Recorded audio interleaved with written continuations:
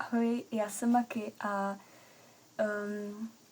na tomhle kanále bych vám chtěla ukazovat videa, dávat návody a na různá témata, co se života týče, co se týče mých koníčků a takhle.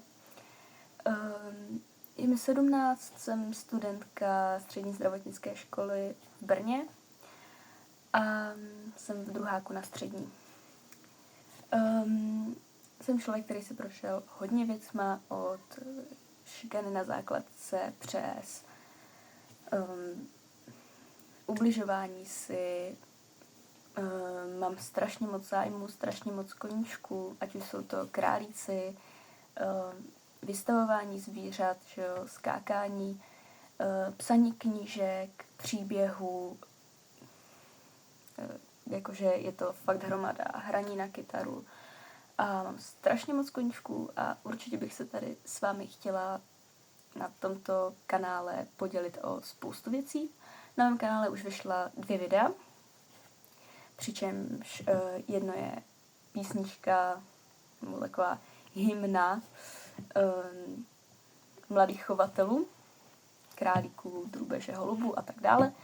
A druhé video je vlastně naučné video o temperamentech, které jsme vytvořili s kamarádkou a vyhráli jsme s ním první místo v soutěži na naší škole. Ráda bych vás přivítala na tomhle kanále. Chtěla bych ho rozjet, chtěla bych na něj vydávat více videí, ať už nějaká naučná, ať už něco ohledně psychického zdraví, ať už něco ohledně mých koníčků, čehokoliv. Povídat klidně o mojí knížce, když o to bude zájem. Povídat o chovu zvířat, chovu králíků, prostě o čemkoliv si člověk jenom zamane.